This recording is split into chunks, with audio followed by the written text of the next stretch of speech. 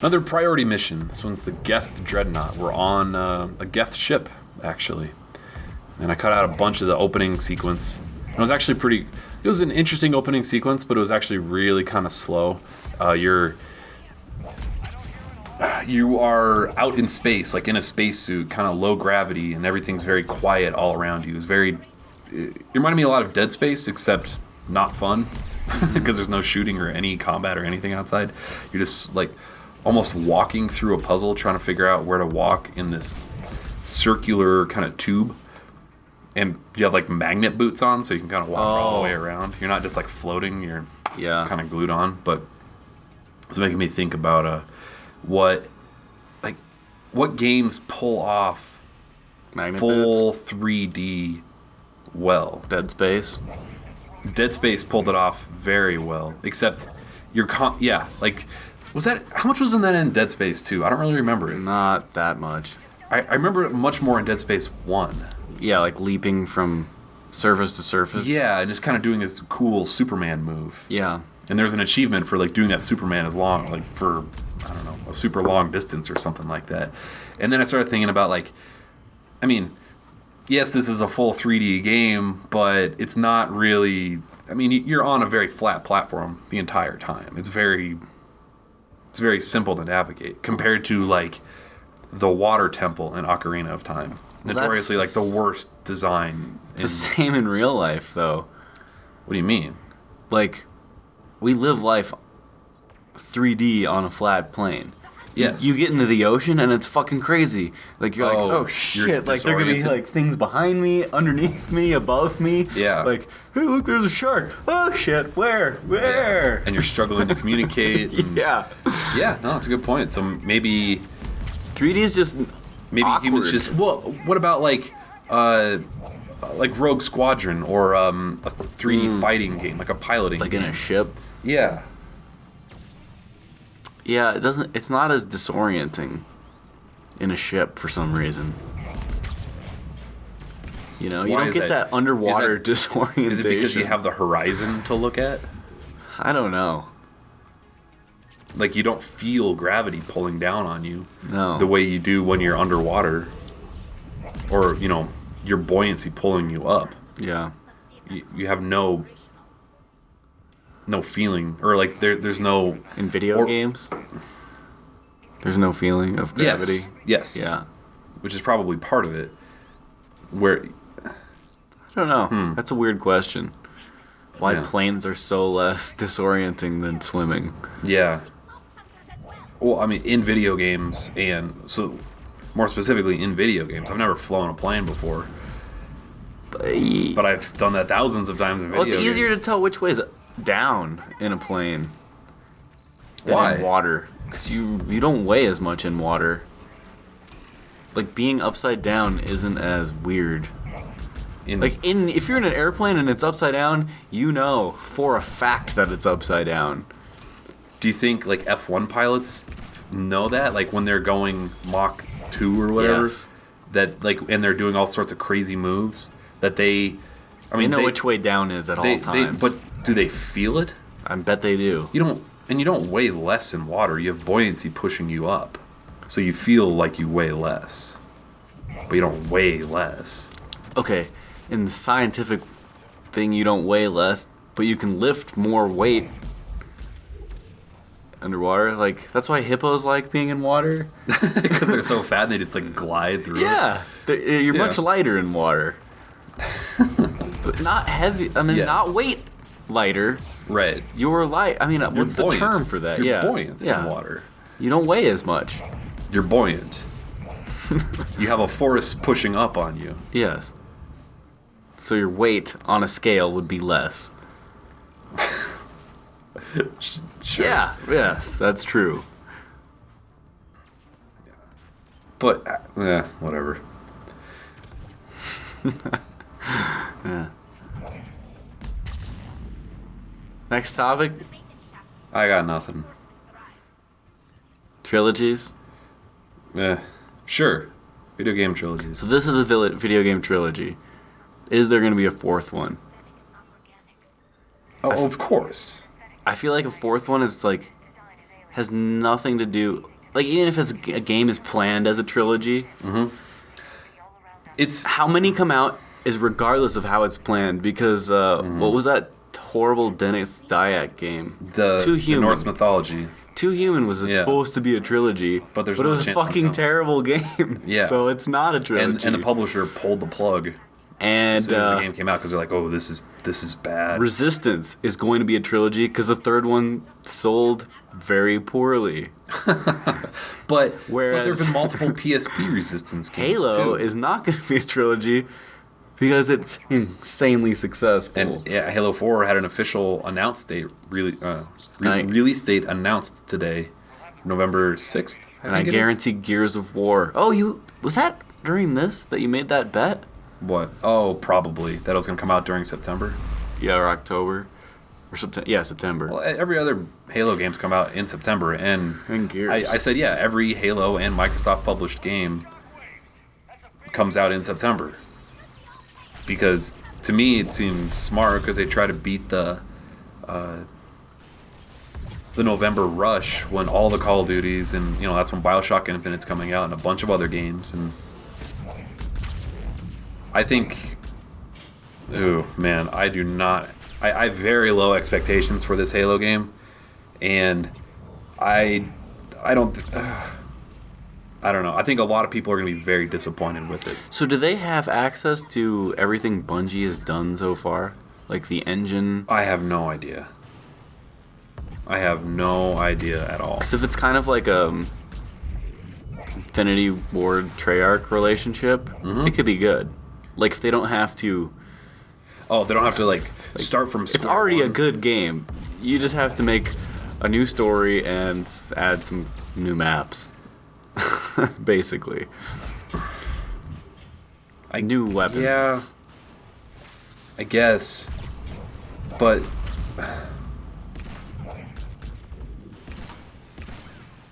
Is Really? this 343's Like- first game, yeah.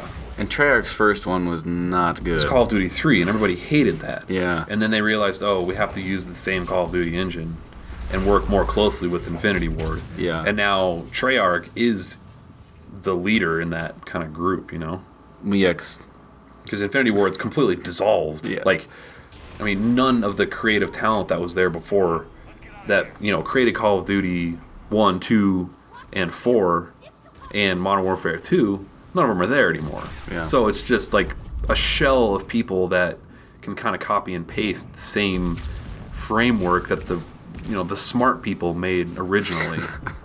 I mean, not putting down what they do. I mean, I'm sure that, well, no, I am putting down what they do, but like, they're not innovating at all, and they haven't at all since Call of Duty 4. They've added nothing new per se, like new guns, new maps. That's not new no. at all. It's the same shitty matchmaking, the same Call of Duty Elite is new.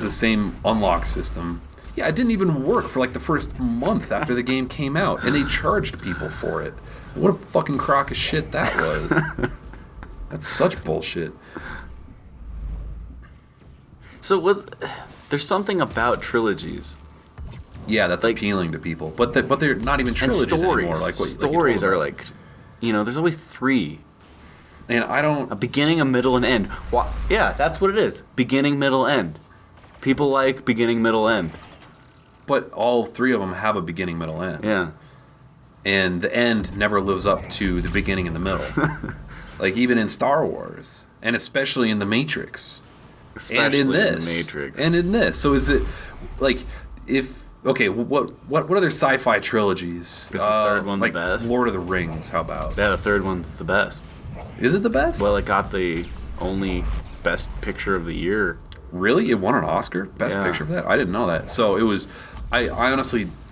I think I only saw those once. It wasn't best picture. Yeah, I think it did win best picture. I think I only saw those once in the theater each, and I enjoyed them. It's just they're such long movies. It's kind of hard to motivate yourself to sit down for 3 hours and watch one of those. Yeah. Do you think maybe it's because those are based off of well thought out books Yeah. that they had a little bit more awesomeness in the end that the author kind of planned from the beginning? Maybe. And because video games are such an iterative process that they and there's so many people working on it that can join and then leave the team throughout the duration of an entire 3-game trilogy, that they lack a distinct creative vision that really drives them through the entire thing.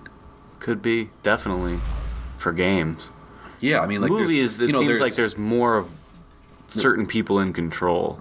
Yeah. Like one team is making all 3 with the same actors, same director of photography, same... Yeah. Stuff. Same writers, stuff like that. Well, I mean, but that's... So I liked Indiana Jones 3. I think that's my favorite one. Okay. But those aren't really a trilogy. Those No. are just like a dude's adventures. Yeah, that's 3 adventures. That's not one large story. No. Yeah. Same thing with Jurassic Park. Oh, wait, that was terrible. 3 wasn't as bad as 2. I didn't think. I've only seen 2 and 3 once in the theaters. That's because they were terrible, not because they were too long to sit through a second time. But yeah, But I feel like I don't know. I don't know enough about the creative people behind Mass Effect to say that they lost those people throughout the development of the whole franchise. So say they would have nailed the ending. Okay. Is 2 still better than 3 of Mass Effect?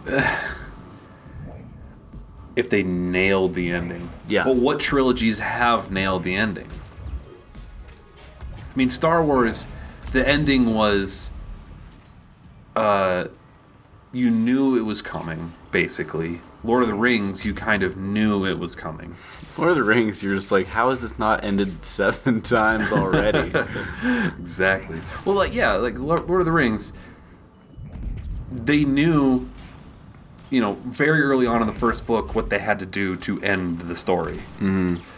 And then... Drop the ring in fire? Yeah. And then Star Wars, the enemy that was introduced in the first one, you thought was defeated in the first one, and then came back, and then grew to power through the second and third one again, and like another new enemy was introduced in the second one. The Emperor was introduced very briefly in the second one, and then he was kind of defeated.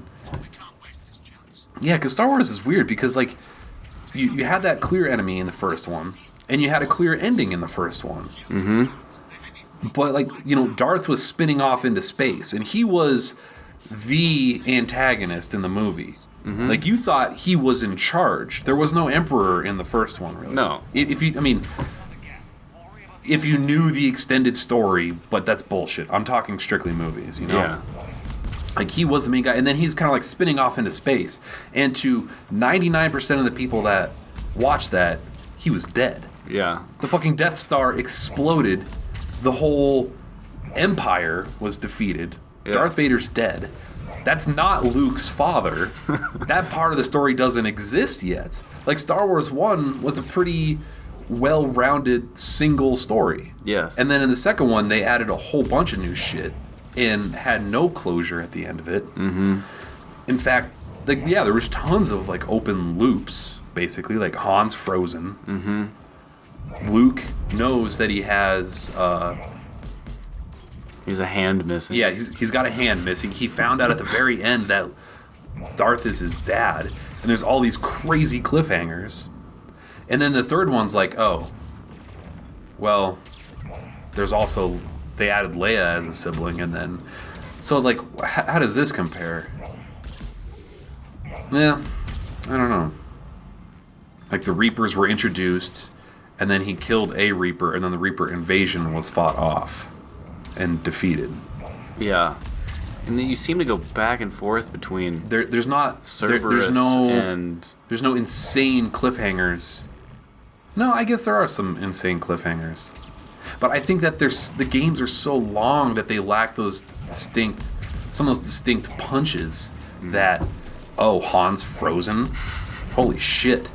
Like, between all the games... spoilers. Between all the... Yeah, for Star Wars.